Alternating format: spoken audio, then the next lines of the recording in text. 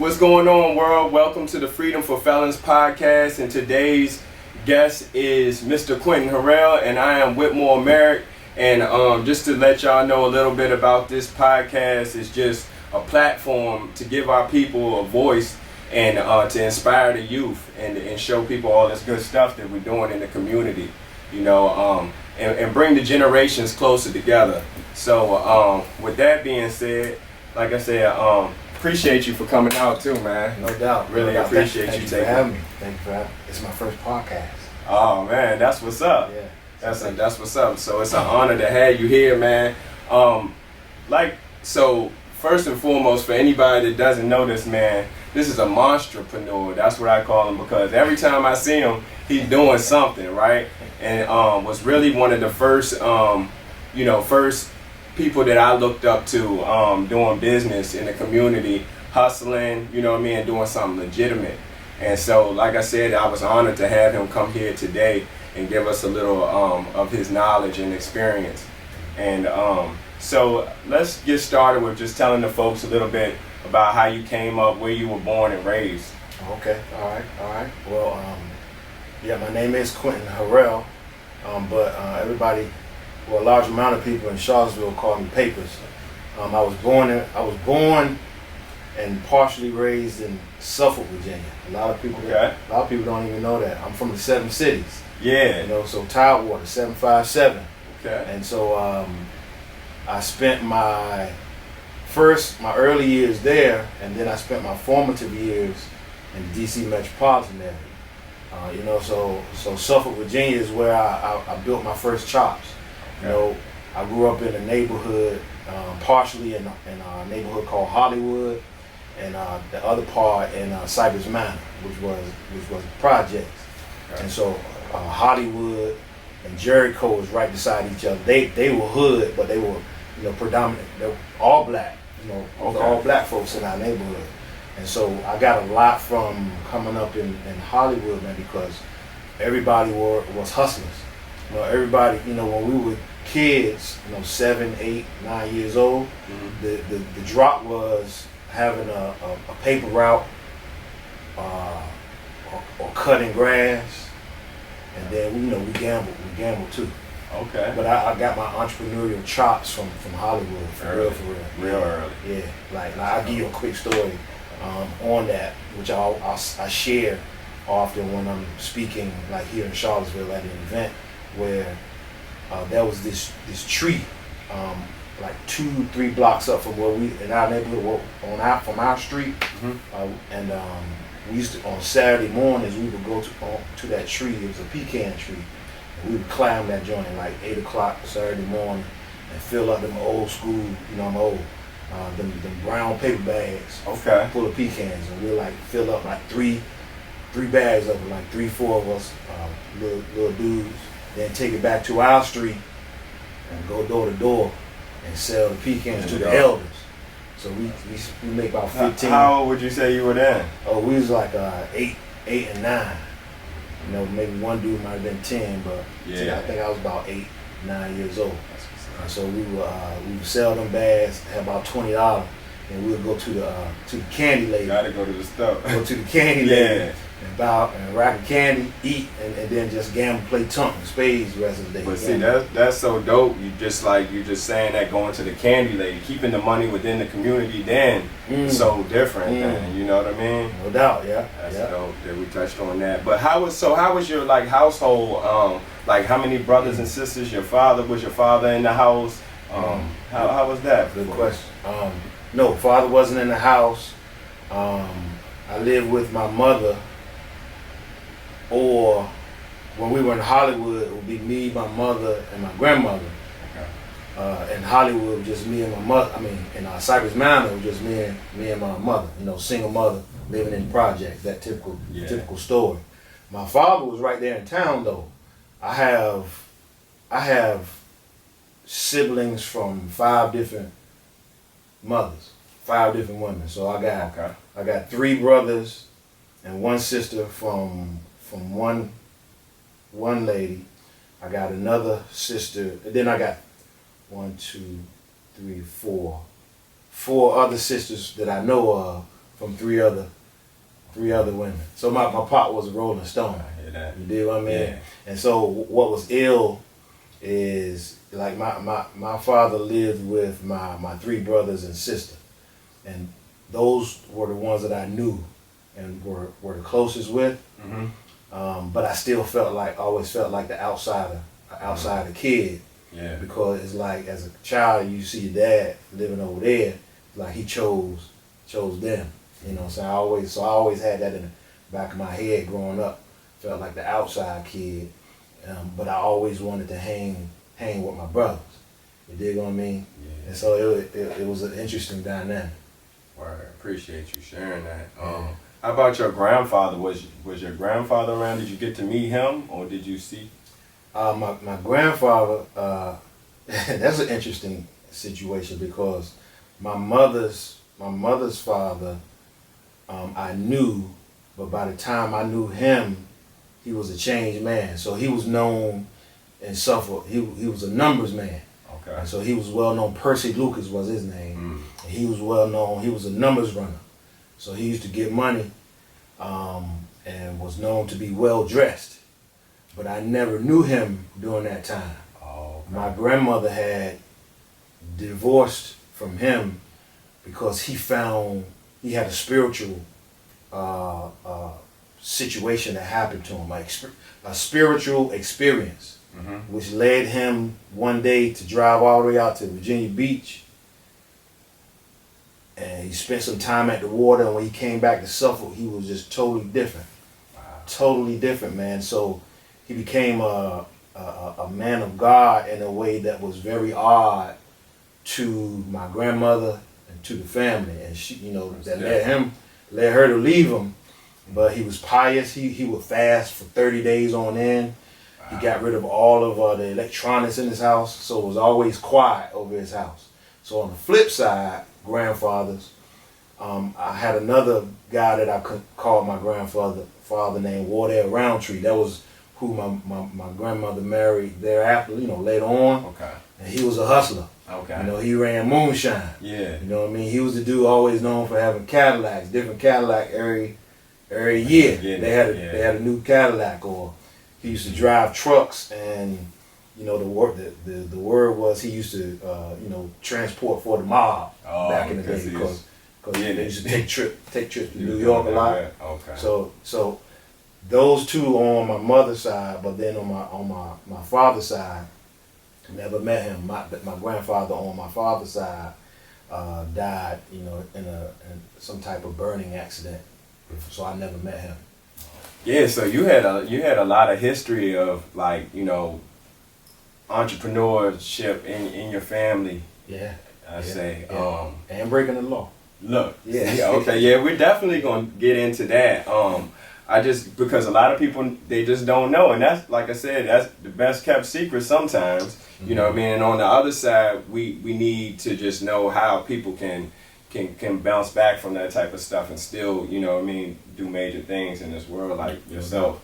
So, as far as incarceration experience, like with that, when was the first time, jail or incarceration, the first time you had a friend or family member that was affected by that?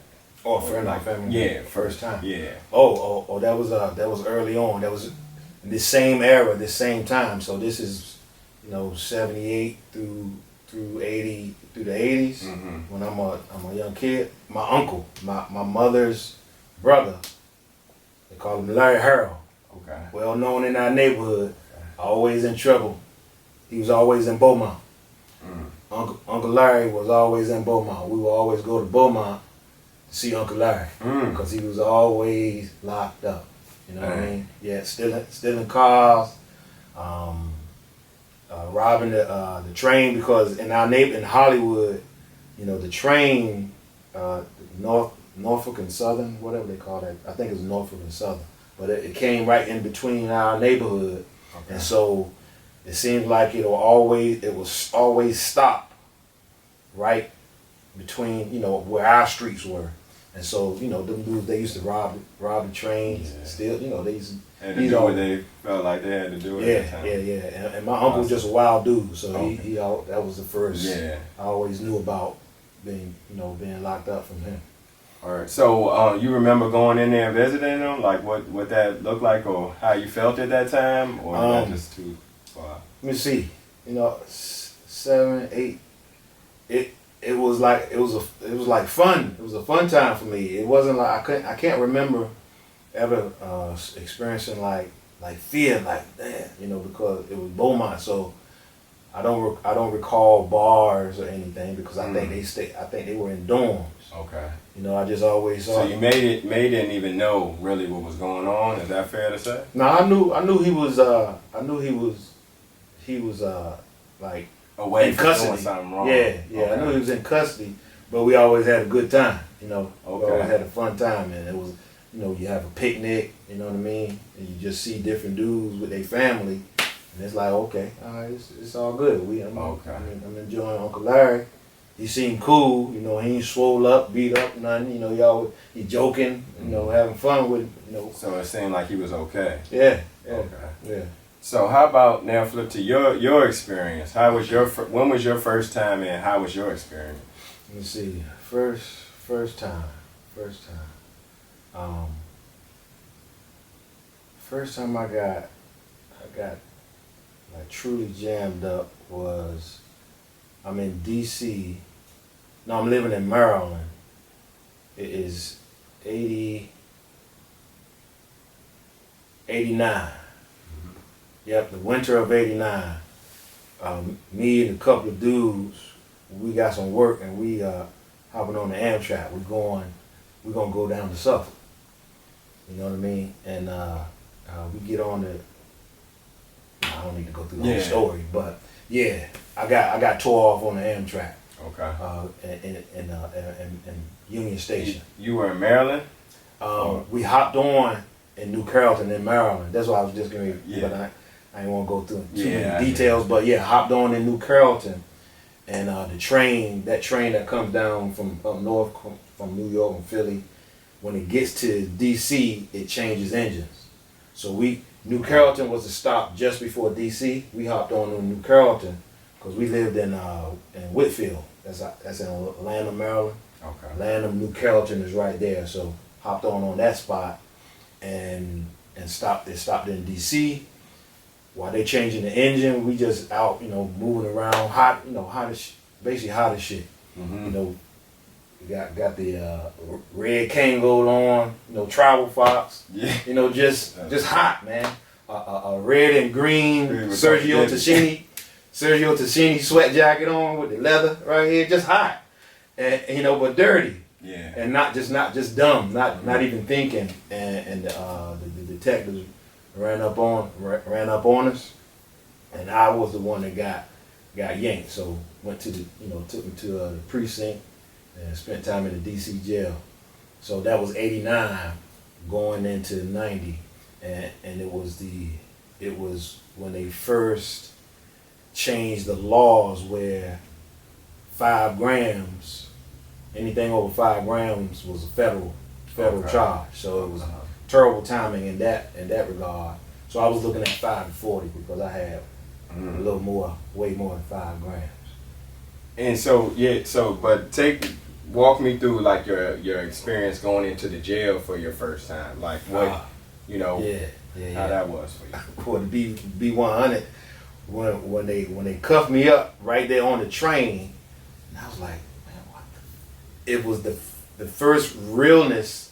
Now we have been running away from the police in our neighborhood, because we had a strip around there for years, and it was like fun to us. Yeah. But this was the first time actually being in the cuffs, and as I was waiting, and they was checking my 2 other homies that was on there, the realization hit me, and I almost pissed. Almost. I'm like, oh, no, boy, you ain't gonna bitch out like that. Yeah. But I almost, to be 100. Yeah. I was like, fuck. So how was it like? I know you. How many times would you say you've been incarcerated? That's a good question. That time in 89,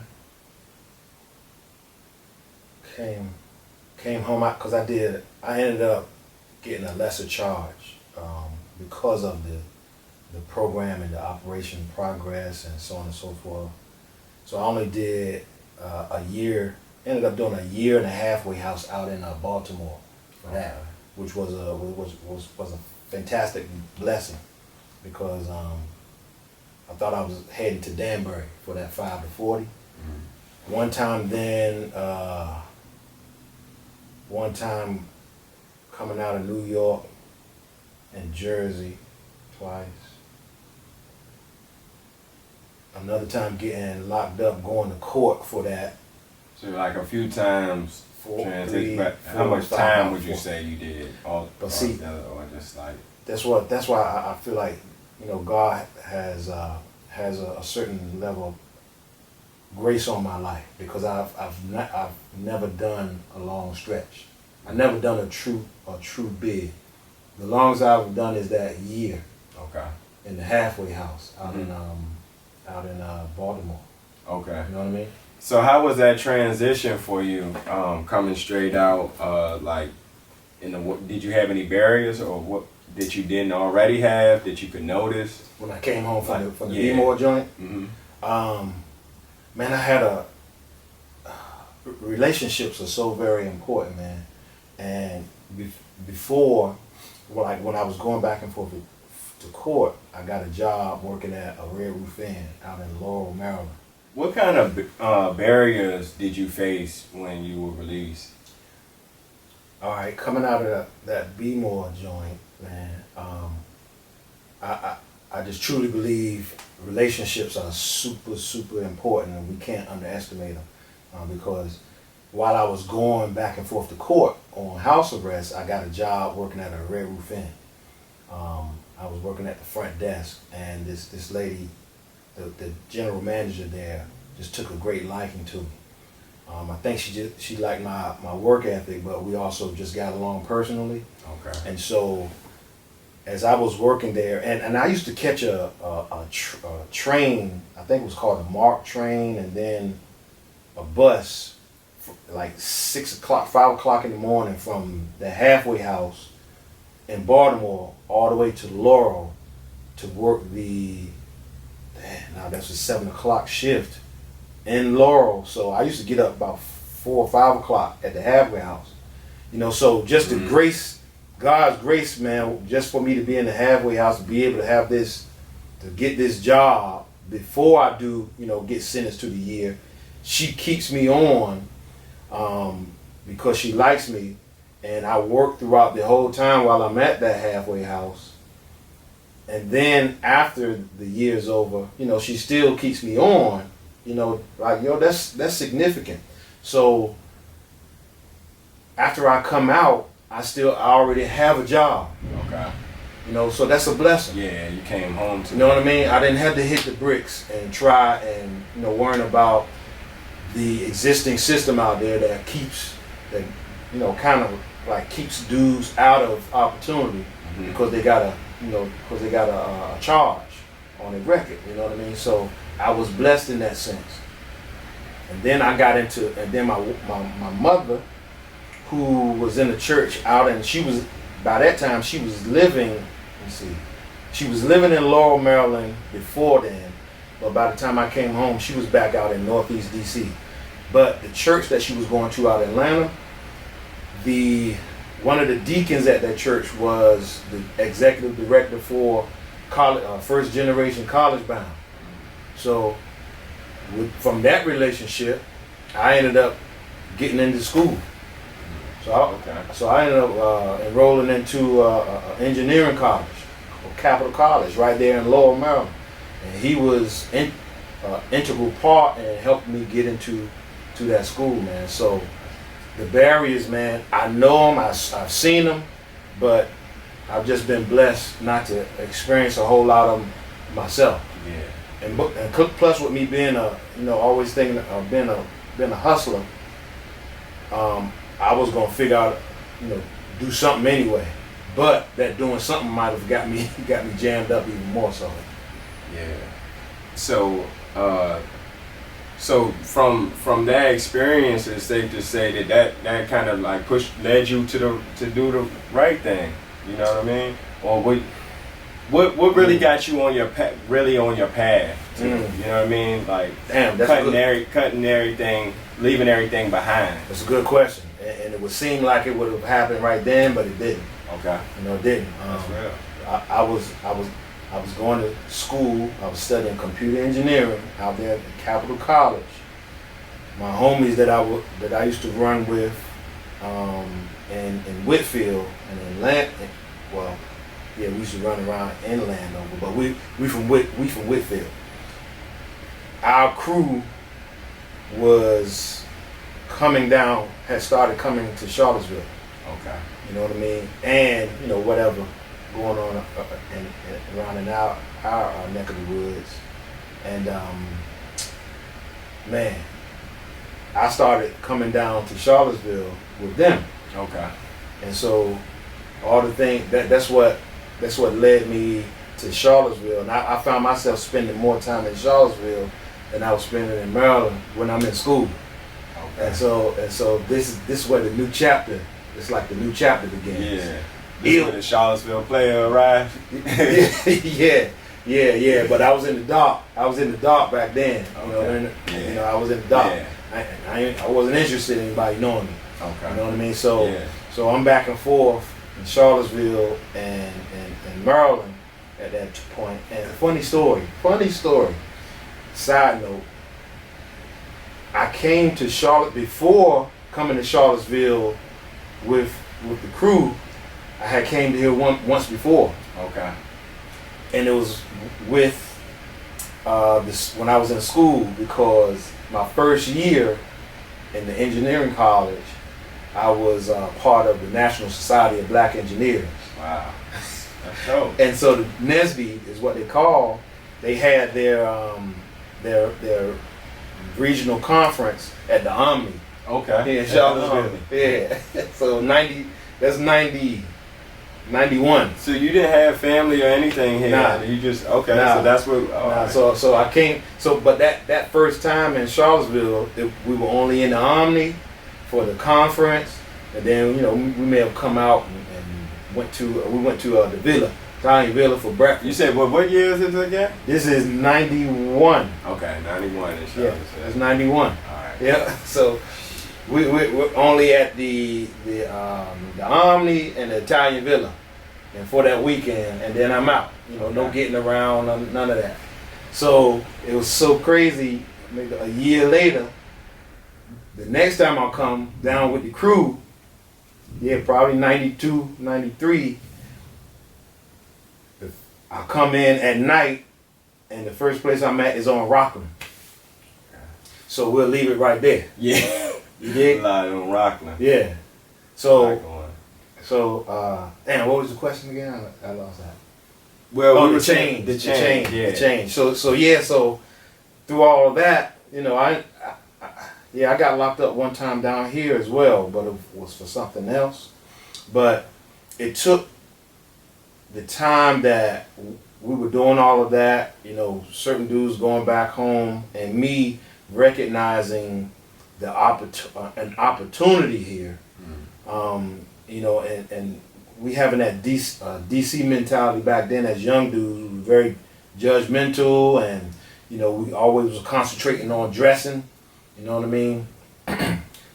the Eddie Bauer, the New Balance, the Hugo Boss, the Versace. Just always shopping at Georgetown. Yeah. And so that was just part of the mentality. So when we came down here, we were like, man, these youngers don't know how to dress down here. Well, so you were coming from DC into Charlottesville with all of that flavor and all of that stuff. So how was that though? Like, is that what got you started with Charlottesville Players? No, it was a more organic transition in that, because when we were in coming to Charlottesville, we were running the streets in the shadows. And 92, 93, 94, just And so it was more. I saw Charlottesville as like a weekend, that weekend getaway. You know what I mean? And like I was saying about our influences on with fashion back then. Like that's what it was all. That's what we were all about. I remember this dude named Conrad used to talk for a go-go band up in D.C. He used to always say, "Man, don't matter what car you pull up in, youngin, is what you got on when you get out the car." So he was like the epitome of this mentality of dressing. Okay. You know what I mean? Yeah. The Eddie, the New Balance, what else? The Hugo Boss, all those ill and odd fashions that we would make into a urban, that urban flavor. Man, that's what we were all about. So coming down here as these young, judgmental, brassy, kind of arrogant guys, our judgment was like, yo, man, these dudes down here don't know how to dress. Yeah. You know what I mean? And so, and so the thought in that is like, we got a free lane to all the women. You know what I mean? Oh, okay. Yeah. But as I'm coming down here back and forth, I'm looking at the landscape, and it's like I'm not in disagreement to it, but I'm seeing the opportunity in it. And so one summer, I determined on summer break from school, I determined that okay, I'm going to set up a table down here, and I'm gonna share some of the flavor. You dig? Instead of just being judgmental, like I ain't got nothing to worry about. Young these femmes can't dress. I said, okay, I'm going to see if I can share some of the love and benefit from it. So I used my experiences, because I didn't even share with you I went to New York when I graduated from high school in Maryland. Okay. I went to New York and I lived in Brooklyn for a little while, year and some change, or whatever the case. After just going back and forth, but my time in Brooklyn, I learned about Canal Street. You know what I mean? Yeah. And then while I was out in Maryland, there was a New York dude, who used to always come through the barber shop selling polo sweatshirts. You know what I mean? And he had a Benz back then, and I'm like, yo, man, what's up with this dude right here? So by the time I finally moved to New York myself and learned about Canal Street, I'm like, this is what dude used to come get all that shit. So that's always in the back of my mind. So by the time, I'm jumping all over the place. But by the time I'm down here and I'm thinking, I'm like, I'm gonna share some of the flavor down here. I'm like, okay, I got stuff that I can get from DC, and I also got stuff that I can get from New York. You know what I'm saying? That polo, I know where to get the polo and the Guess from, and I know how to get the DC flavor, the T-shirts and stuff. So I set up that table that first summer. I think that was 94. Summer of 94, man, and I was hooked. I was just hooked being on Cherry Avenue, being out there, and Cherry and where Estes was and Thompson Park, that area was live. That was a live open market, you know what I mean? An open air market, but so also they're already doing, like, with other people already selling stuff there when you decided to do the table? Back then, the only one I could think of that was doing something was Cupcake.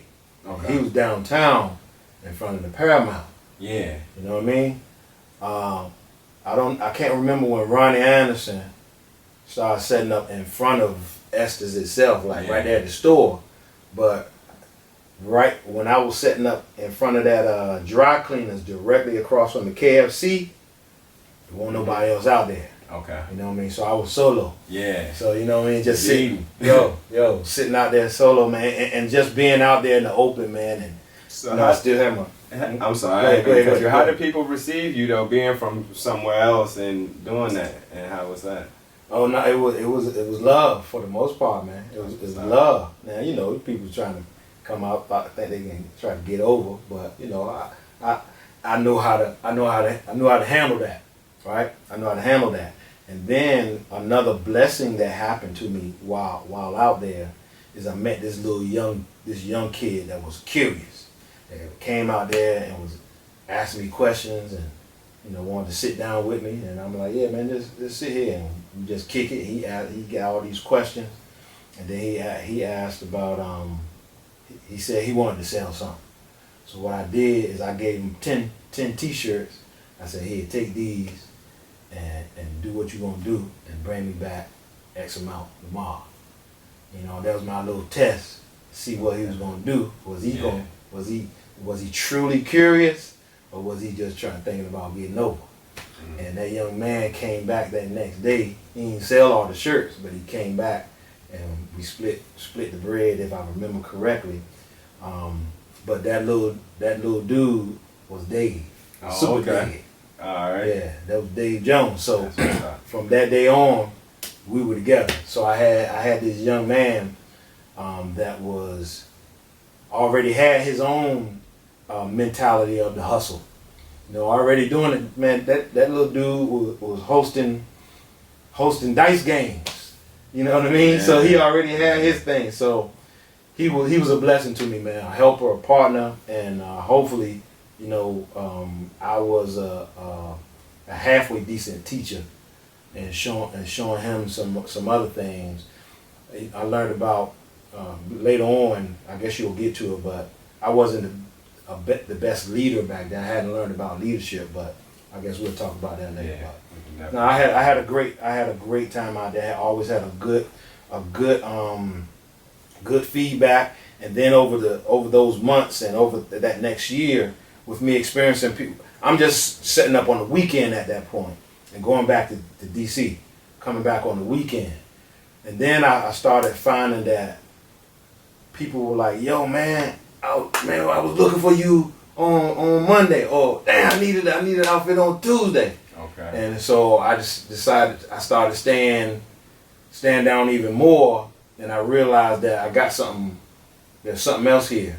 There's more opportunity, and eventually, by 95, I had my first apartment down here. You know what I mean? I decided to go all in, and my family back home and friends thought I had lost my mind. Like, yo, hold up, man. You studying computer engineering? You got NASA right up the street at Greenbelt that recruit from your school on a yearly basis. They recruit from your school. You guaranteed, and you going to do what? Down where? Charlotte. Where you going? Nah, Charlottesville. Yeah. Nah. And so they just didn't understand. I had found a passion. I found a passion in being out in the open and being, it was still like hustling, but being out in the open and doing something legal, mm-hmm. and interacting with people and learning other people's game, and improving your own mental faculties. Yo, man, I loved it. So was Charlottesville Players your first journey in entrepreneurship? No, not my first journey. You may be able to call it my first official business. But I told you about the pecans. Yeah, no, definitely. But then when I moved back, when me and my mother moved back to DC, because we lived in DC when I was an infant. Before, she had a job there. Then I did. I grew up. She sent me back to Suffolk. But when we moved back again in 87, 86, 87. When I was in high school, me and a dude named Donnell, we call him Helicopter, we got together and formed like an unofficial business as well. Okay. While I was in high school. And so what we would do, we would take the Sunday Classified of the Washington Post and go and find all the white people were always giving away animals.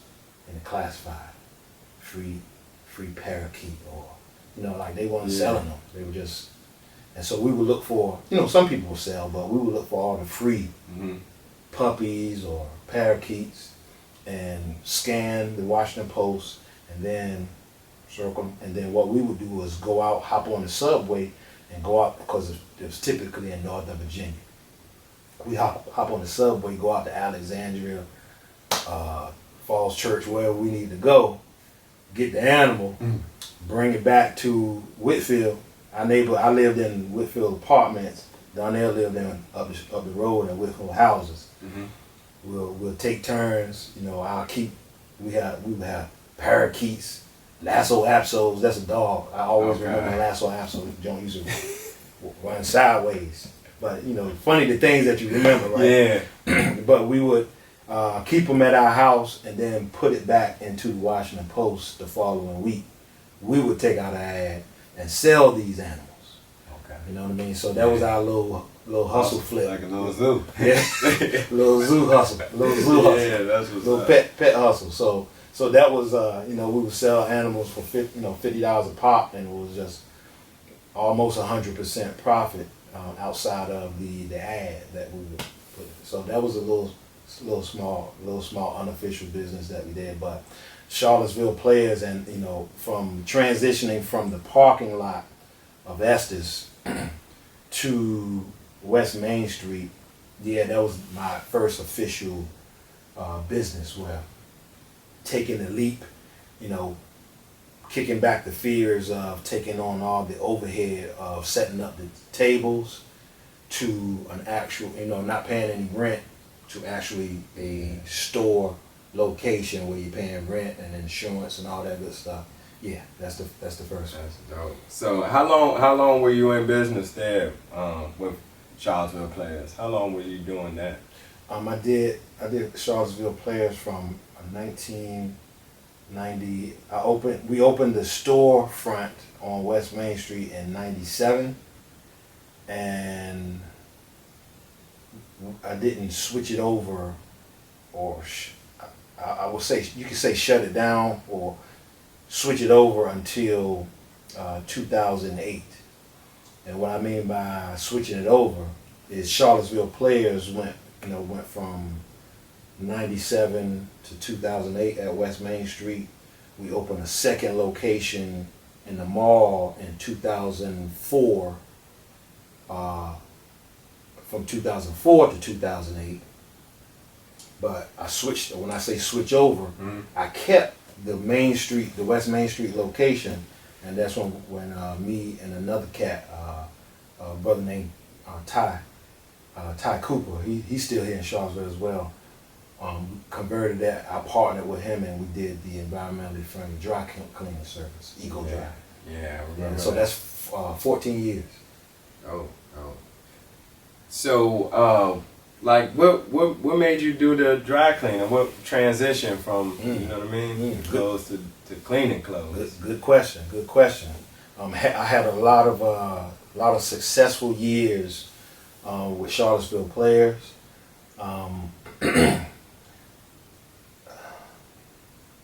2006, 2007, Charlottesville Players was doing about $500,000 a year. And I had started accumulating a little real estate. I had bought my first house. I bought my first house in 2000. And then between 2000 and 2006, I ended up buying a couple of other places that I was renting out. And so on paper, I was a millionaire. On paper, yeah.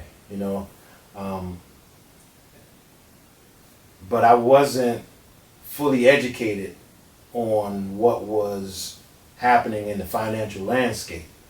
And so, I was balling. I was balling during that time. I was traveling, jet setting, VIP, Velvet Room, Club 112 down in ATL, Las Vegas at least twice a year, but always VIP everything, Good life. Yeah, living the good life. And so, the luxury car all that stuff.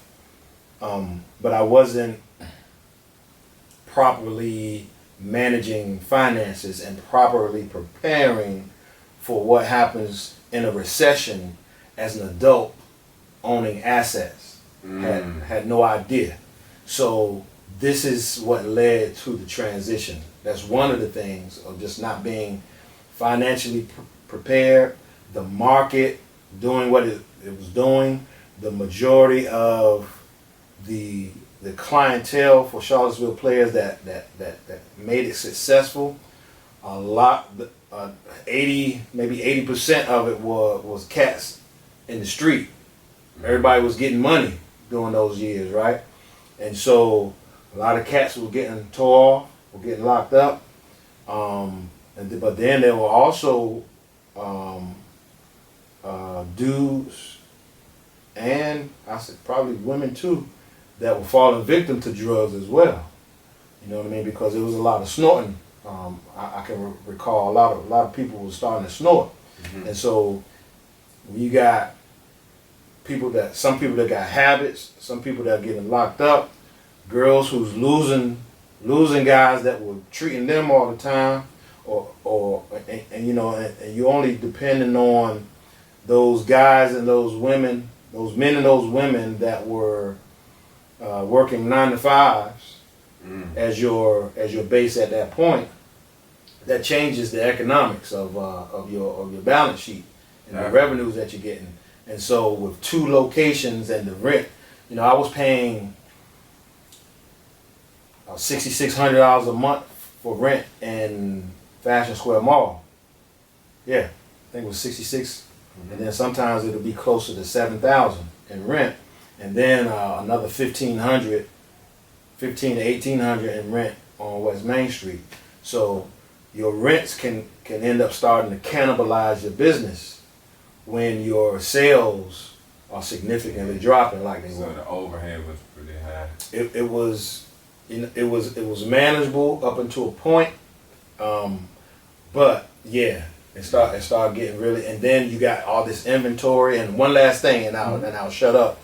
I remember sitting in the store one day, and it was on a weekday. I think it was maybe like a Tuesday or Wednesday, and it was like 10 o'clock in the morning, 11 o'clock, and this young cat, about 15, coming in the store, and he looking around in the store looking for an outfit, and I'm thinking to myself, like, man, what the fuck you doing here, man? Why you in school, man?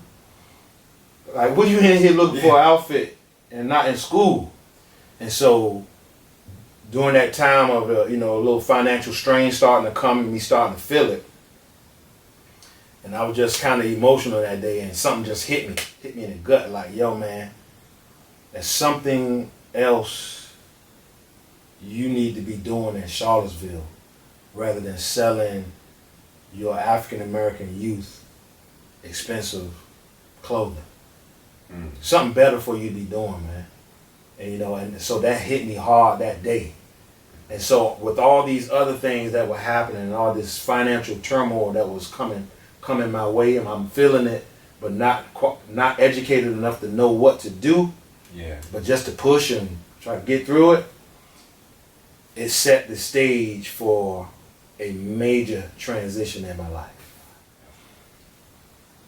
By late 2007, 2008, Charlottesville players really it's not doing what it used to do economically, and my debt is building up because those rents are cannibalizing the revenues that were coming in, and so had to leave cut them all off because that rent was just was crushing at that time because the business wasn't there anymore.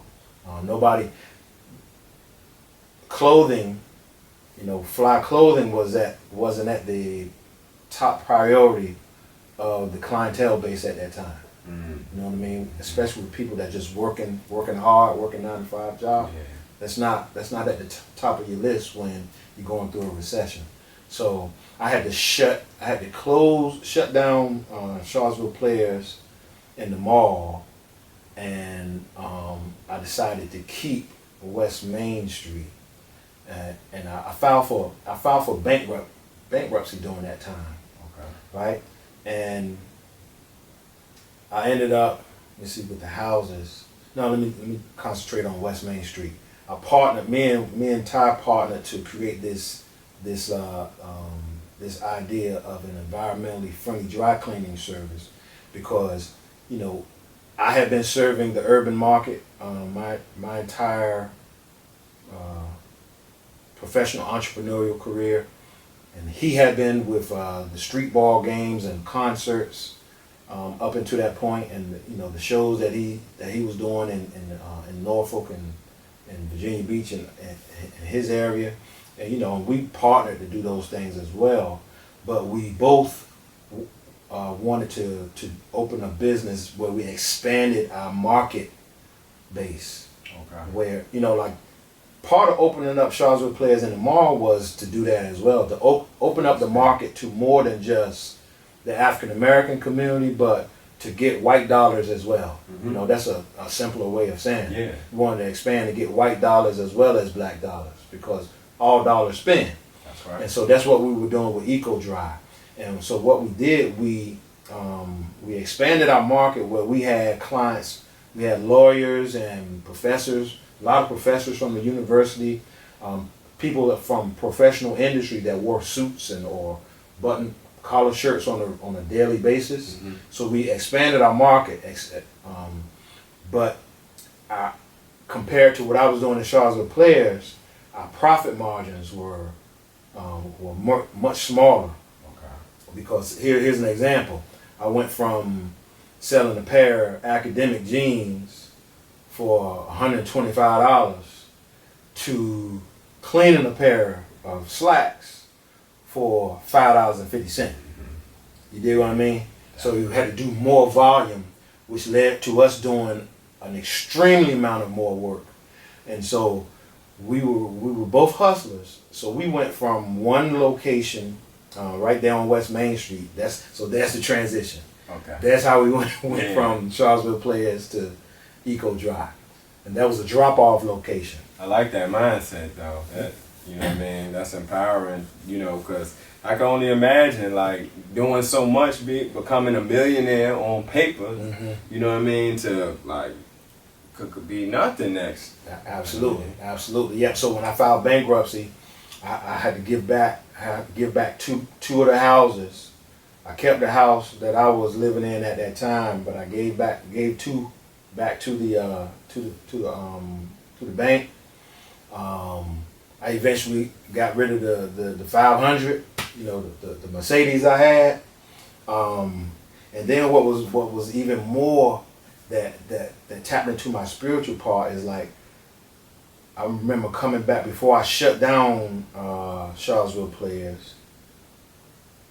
Coming back from Chicago, coming back from Las Vegas, but we had a layover in Chicago, and I had the jewels. I had diamond. I had a couple of diamond bracelets, a diamond ring, and a nice Jesus piece. And for whatever dumbass reason, I put my jewelry in my bags because I didn't want to.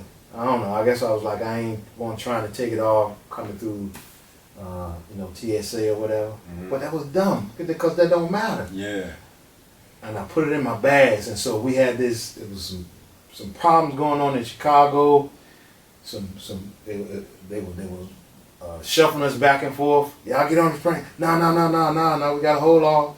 And the people that was organizing, getting us off the plane, and they fixing the engine or whatever, and you could tell they were from around the way. Yeah. No. Y'all not come this way. Y'all come this way. Y'all go back, sit back down. So long story short, time they getting you.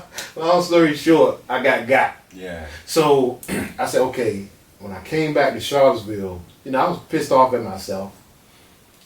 But I looked at that.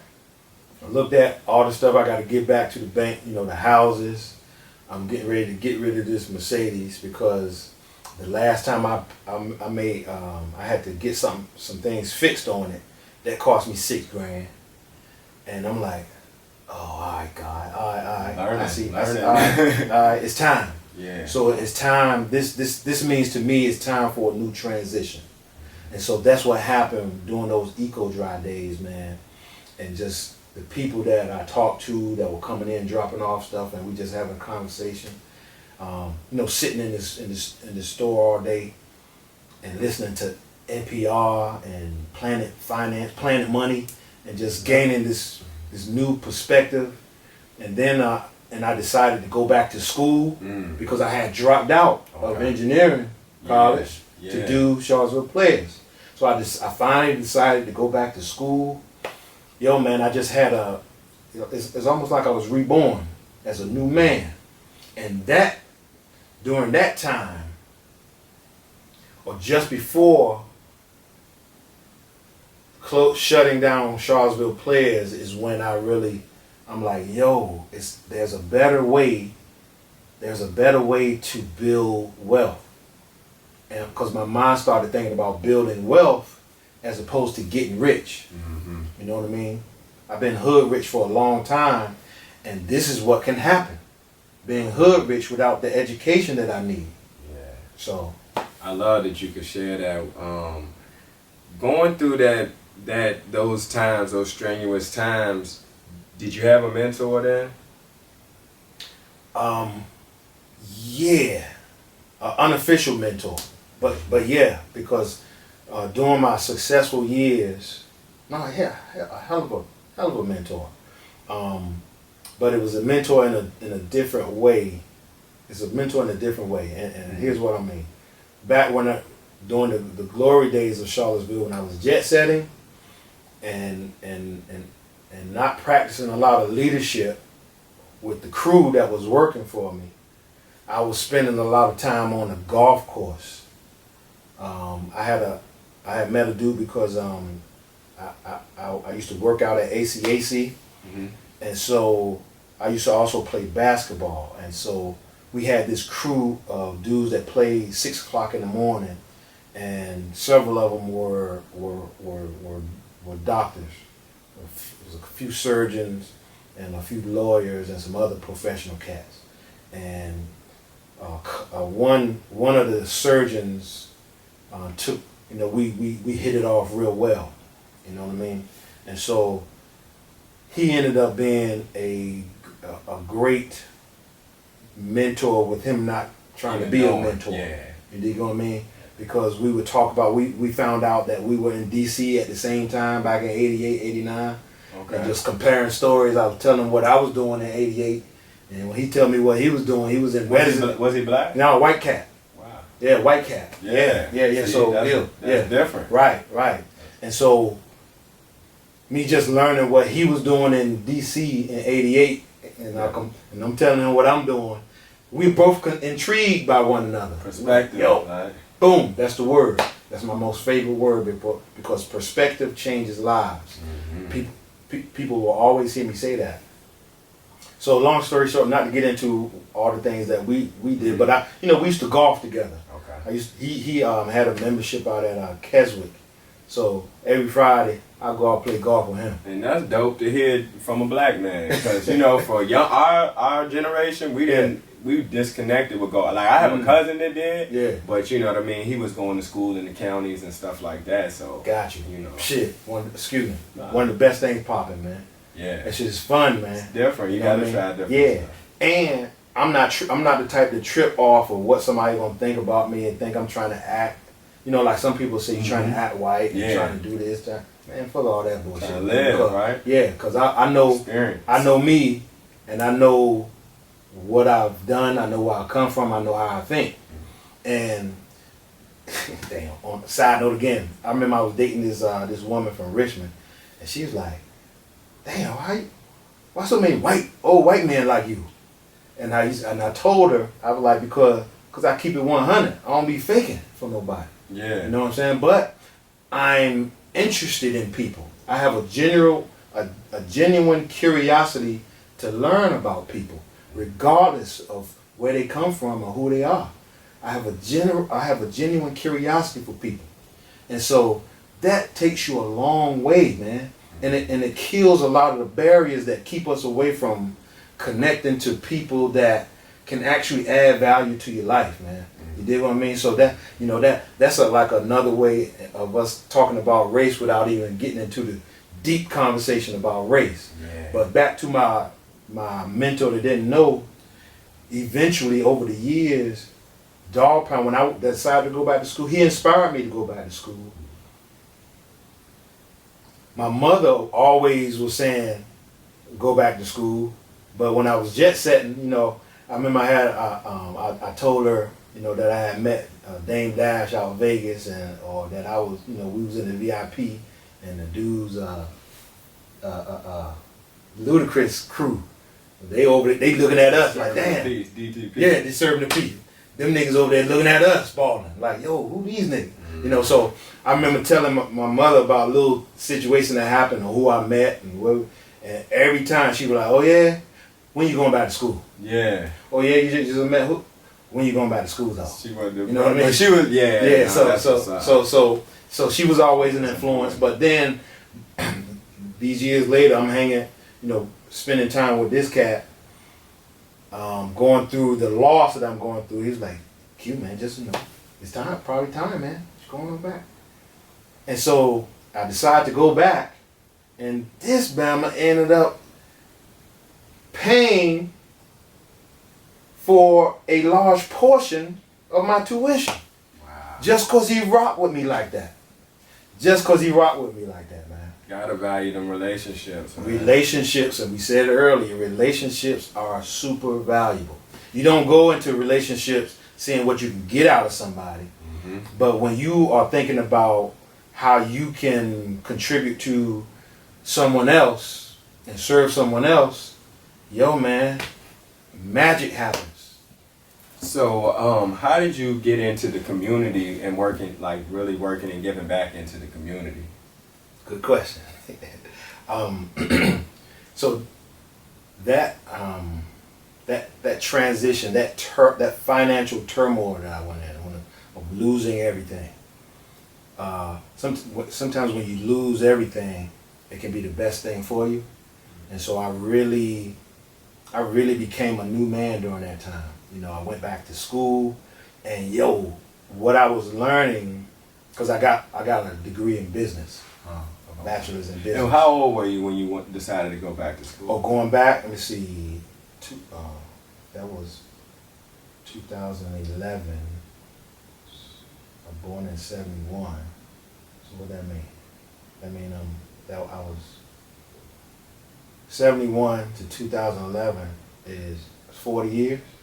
So I'm 40. Yeah. No. Then you Yeah. was That's 40. So that's different.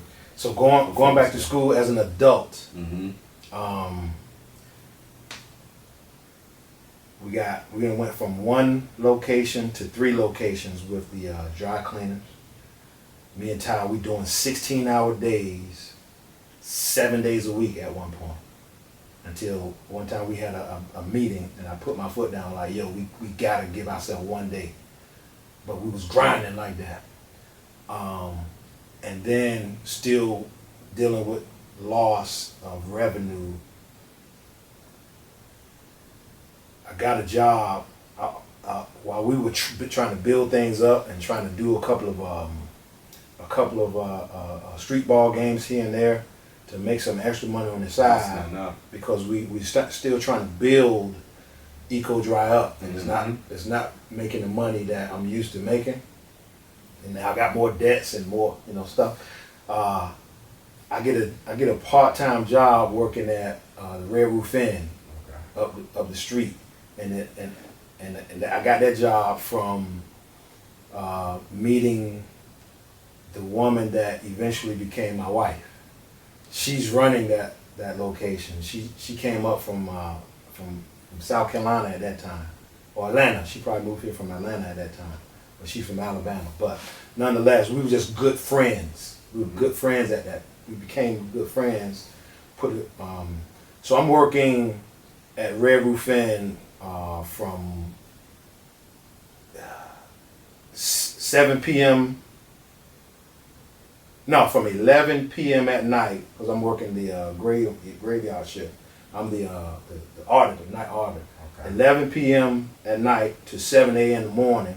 Then I go from there and go back and open up one of the locations, because we got 3 locations at that time. Because you was just that dedicated. just that dedicated, because I'm about the grind. We were about that. We were about the grind. Yeah. And so a lot of people don't know about that. Having to work an extra job just to fund your make business. Ends, and make ends meet. And, and pay the mortgage and take. And at this point, I'm dating a woman, and she has a daughter. So I got this mini family unit. We got the business that we're trying to build up, and still trying to survive. And I decided to go back to school during this time. So that you have to. This is one of the messages I get out to whoever's listening. You cannot duck the pain. You have to take on the challenges if you want to get better. If you want to elevate in life, don't duck the challenges. Don't make excuses. Don't point to other people. Get at it. You have to go through some pain, because pain is what builds muscles. You know what I mean? All right, so damn. The transition, getting it. So while I'm going to school, I'm learning these concepts about business, and I'm like, damn, I wish I would have known this, because I didn't know how to grow or expand Charlottesville Players to 2 locations or 3 locations. So that was that aha moment for you. I had a aha moment, just reading and studying the economics, studying the concepts of marketing. We all do marketing here and there, but understanding the deep concepts of it, the principles, certain theories, learning about Maslow's hierarchy of needs. Like, yo man, if you take time to look at the Maslow hierarchy of needs and then look at where you are in life, it opens your mind and helps guide you on how you make moves. Just looking. So remember, if you ain't never came across Maslow hierarchy of needs, but just learning these concepts, man, just open and so I was so psyched and so excited about it. I'm like, yo, brothers need to know about this. More young people need to know about this. So I connected to that feeling I had when I was in that store that day, when that young kid came in the store. Like, there's more that I got to give. And so the connection was there. So I just knew God was working in my life where I was, right? So when I was doing Charlottesville Players, I would go and talk with, go to Boys and Girls Club. I would be invited to go talk to the kids. And my lesson was always about get your word game up. If you want to make more money, get your word game up. Build your vocabulary. I would talk about how, there are 680,000, there may be 680,000 so words in a dictionary. How many do you know? And then consider that like money. If it's 680,000 words and you only know 5,000 words, are you rich or are you poor? So I will always do it like that. And hopefully it resonated with folks. But words and communication, this is a medium. It is money. The more that you can communicate and convince or inspire other people, the more money you can make, right? Yeah. So that's the only thing that I did back then. While I'm going through matriculating through school, I'm like, all right, I need to learn more about what's going on in this city that I love. I've been in this city for 14, 15, 16 years now. And I ain't never paid attention to city government. I don't know nothing about that stuff. I need to know what's actually happening in order for me, with this new and renewed mind that I have on wanting to get to another level. It's time for me to get out of the mindset of being a hustler, but being a businessman. And there's differences in it. Because we hustle and we know how to get money and we can stack it up as a hustler. But if you're a true businessman, you learn how to create systems that you don't have to run and rip all the time. Run and rip, rip and run. You create systems where your monies or your systems are working for you and creating wealth for you with you not using as much of your energy that you used to. So that's a big one for us all, right? Sure. So long story short, these are the things that got me into community work more. It's just getting involved and learning and understanding the game, the blockades, the barriers, and realizing how many barriers there are for other people and how things look different. Like Charlottesville looks different to somebody like me that comes from that came here from the city, and I might look at certain things like, oh man, that's something ready to be taken advantage of. Where somebody that may be born here may look at that as a straight barrier, and all the valid could be valid because all of the things that you've known and learned growing up, there's some haters. Haters are here. You know what I mean? White haters and blockers don't want to see certain things happen. But I could understand it because I grew up in a small town and had that mentality and saw it that way as well. You know, so racism is real, but everybody ain't blockers. You know what I mean? Yeah. And so you just got to be able to know and learn how to navigate the game. I went from throwing rocks at the system as a rebel in my young life to like, nah, man, we're catching so many charges and like, hold up, man. Every time I catch a charge, being a rebel to the system and keeping it real, keeping it 100, it's costing me money. And that hit me one day when I just realized I had to pay $400 because I'm like, man, fuck insurance.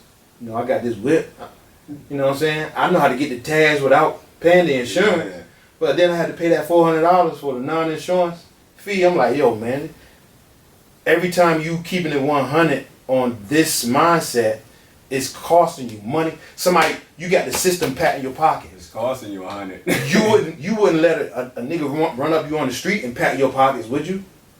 But you doing these things and letting the white power system pat your pockets. Yeah, that's how I kind of transitioned too. I was like, I'm not gonna no longer gonna be a slave anymore. That's really all it is, legal slavery. You know what I mean? I'm not gonna allow them to do this to me anymore. Facts. So that's a powerful transition that we all have to make at whatever point. And perspective. The more perspective you gain, and the more positive people that you have around you, the quicker it'll happen. Yeah. That transition from just entrepreneur to community. So it's this education that I'm getting that's inspiring me, along with these other new perspectives that I've gained. Like, okay, this is what I'm supposed to be doing. And it's about servanthood. All right? So first it was education, which led me to get involved with with the dialogue on race. And oddly enough, before dialogue on race started, this another old white cat, one of my old white cats, and I got some old white dudes, man. He told me about this book. He gave me he gave me as a gift this book of dude out of Harlem, the dude that organized the Harlem Children's Zone. His name just slips away from me right now. But a black cat, was in the game back in the day, but you know, he had a fantastic story. But he ran the Harlem Children's Zone, which was essentially a program on initiative that sets the stage for a child their educational trajectory from the time that they are conceived in their mother's womb, a pipeline of services and education from womb to college. That was his pipeline. And I'm like, yo, that's it. If we could get that, something like that in Charlottesville, boom, that'll be the drop. You know, because I'm on education like that now. Yeah. So what that ended up turning into is the City of Promise. You know, so it came out of discussions out of the dialogue on race. I was one of those the leaders, the group session leaders for dialogue on race. So I'm just diving all in, learning, trying to learn leadership, getting out to speak in front of people, but learning how to be a leader and stumbling along the way, but you have to do it. You know what I mean? And you can't be afraid of failing.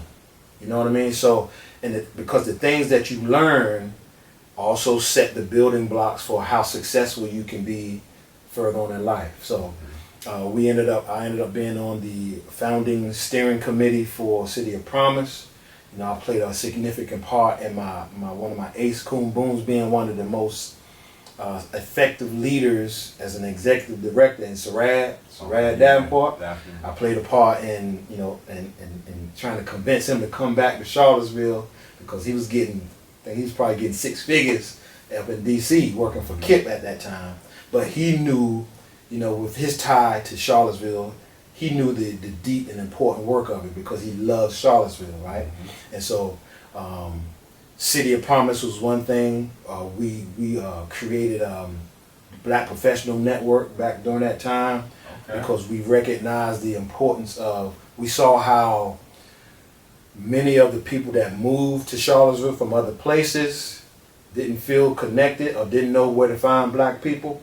But we also recognized that black people that were born and raised here, who were movers and shakers like yourself and others, sometimes those people, well, I say oftentimes back then, found that they got to leave Charlottesville in order to really seize their opportunity because of some of the barriers that are here, right? You got to go somewhere else, right? So that was understood. So that means that the people that are coming here and can't find their people and they're like, yo, I'm going to be here, I'm going to do my time 2 years here and I'm out. Or 1 year here, I'm out. And so what's happening then economically? That means that we're bleeding black talent in Charlottesville on a regular basis. So BPN was our idea to create a platform where more black people can just come together, you know what I mean, and just be connected with one another. Where people were like, okay, there is black people here. Yeah. That's cool in the game, you know what I mean, that's upwardly trying to make things happen.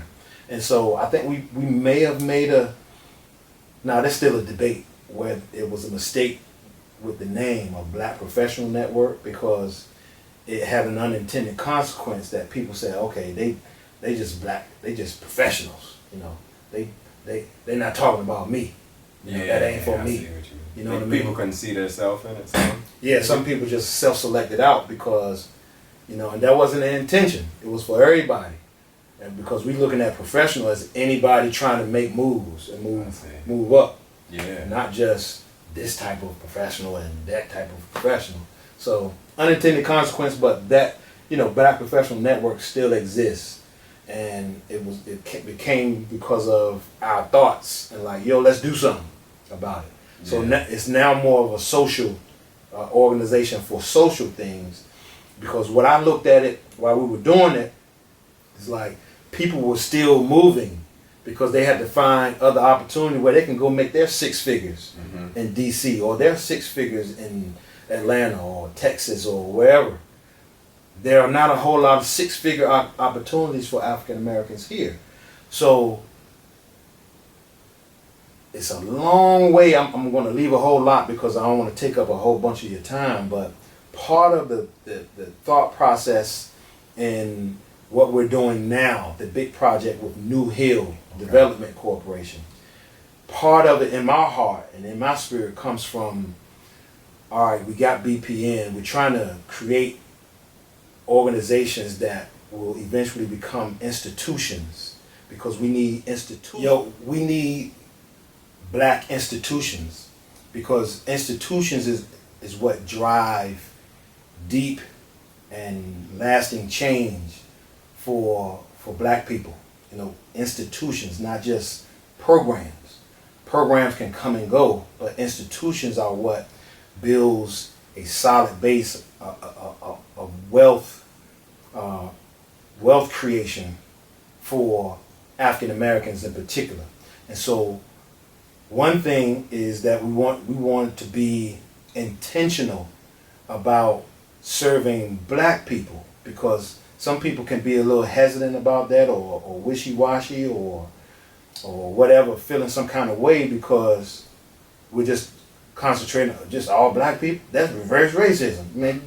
Fuck out of here with that. Nah, no, man. There's no such a thing. Possible. No such a thing, because that's about power dynamics, and so we're intentional. We're not worrying about all that, you know, as a detractor of what we can do.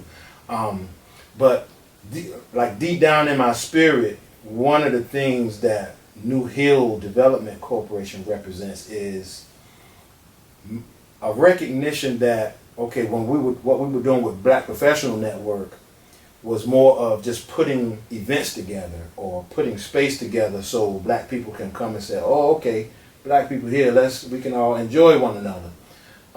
And maybe people exchange ideas, so on and so forth. But people were still leaving because they had to pursue their opportunity. So I'm like, yo, we have, this is good, but we have to address economics, African American economics. People are still leaving because the opportunities are limited. And you know, my thought process back then was like, yo, we need more six-figure opportunities for black folks in Charlottesville. Yeah. That is one of the ways that will change things. It's not the end-all be-all to change, because we know some black people get six figures and they're gonna be tripping, or they'll be thinking another kind of way, or they fall in love with another culture and feel like that's just their ticket to be along and hugged up with another culture because they got six figures. That's not. So I recognize that, but I know that when there are more opportunities for African Americans to create a solid, strong living in Charlottesville, it will affect entertainment, young black entrepreneurs that want to put on events, because you have more people that are willing to, that have discretionary income that can support your event, barbers, dentists, whatever the case may be, or any other black pursuit that we have in here. So, and what it does, I just believe that it changes the game economically, where black people can think bigger and do bigger things right here in Charlottesville. You know, it doesn't have to be in a big city where you got to go to DC or you got to go to Richmond to do certain things. So that's like a back of the curtain thought process for me for New Hill Development Corporation. But it came about by, you know, these conversations that City Councilor Wes Bellamy and Kathy Galvin brought some black business people together to talk about what does black development look like. And that development they were talking about is because there's so much was being built in Charlottesville, but are there any black developers? And so we were like, okay, yeah, no doubt, but we also need to just think about black economics overall. So it's like, it's crazy how God works, man. When you get yourself on the right track and you pursue your passions, and you have a vision. For me, it's all purpose. That's what it makes me feel. No doubt. You know what I mean? No doubt. No doubt. I really appreciate so much of what you're doing. I didn't even know half of what you're doing for real. Like, even with the Black Professional Network, just keeping it 100. But I can definitely see your vision. You know what I mean? I see the social and the economic piece that you bridging and putting it all together, and I appreciate. Yo, man, I appreciate that you appreciate that attempt to bridge those gaps, like the social and the economic piece, because that's like, it represents it's reinforcing to me because that represents what my life journey, what we've been talking about. Because I was concentrating too much on the social piece back in the day, where I went from being born and raised as a producer, and being a producer got me to a certain point that it generated revenue, and then ceasing to produce, and just enjoying and the social piece, VIP this, bottles there, popping, golfing on Fridays, and just living a life that wasn't fully, I dare say real, wasn't fully real, because I was a millionaire on paper. You know what I mean? And so connecting the change in my life was connecting the social piece with the economics and understanding the economics. And here's an example. Learning, you can run a business, but if the only thing you're thinking about is your profit and loss statement, then you can get yourself in trouble, because your profit and loss statement is where the money, it shows how much money is coming in, and then the expenses, how much going out. Some people only concentrate on we bringing in a meal, blah blah, and you can just base decision off of that. But if you're not looking at your expenses, if you bringing in a meal, but you spending $1.1 million, then you ain't going nowhere. You know what I mean? So economics, and then a balance sheet is even more. And nobody talks about balance sheets, or cash flow statements, so you can see how your money flowing and what's it going to, because those are the things, those statements all reviewed together allows you to make more sound decisions for the future, for your future wealth. So, damn, I said a lot for your appreciation, but that's how these connections have been made in my mind, and these are the things that we are trying to, like me and my wife. Like my wife, she heads New Hill Development Corporation, but these are the lessons, like the hard lessons that we've learned, the hard lessons of loss that we've had. We're trying to incorporate these lessons in the programming and in the initiatives that come out of New Hill, because it's all about building black wealth, point blank, bottom line, regardless of what anybody says. And it's about gaining perspective, and we're trying to share our perspective in a way and do things in a professional way that creates the opportunities and the avenues for upward mobility. You dig what I'm talking about, man? And so vital. It's such a tremendous job to do it, and it doesn't happen quick. But man, God blessed me with a wonderful wife, man, that was born for this. Came up in the corporate ranks, but originally from Alabama. Good parents, man, that taught her how to serve others her entire life. So she makes what we're doing with New Hill look easy, but it is hard work, man. But like right now, we're trying to raise $2 million for the economic development component for New Hill. And by the way, the economic development, affordable home ownership, and financial capability, or some people call it financial literacy. Those are the three things that New Hill does. Under economic development, we're trying to build an 11,000 square foot shared use kitchen, so that any black entrepreneur who wants to start or grow their food business, they can rent space in the New Hill shared use kitchen, so that they don't have to invest hundreds of thousands of dollars in equipment and rents that they don't have, and get into debt to figure out whether they truly love the business or not. Because some people want to get in business, but once you get in, you realize you got 1,000 hats to wear as opposed to just one. So that's just one of the things that New Hill is doing. The other thing that I would share with your audience, get in touch with New Hill newhilldev.com. If you are interested in just improving your credit score or in money management, credit management, to get yourself in a position, whether you're a business owner or just an individual who wants to take advantage, who wants to own assets, who wants to own a house. You have to get these things into place.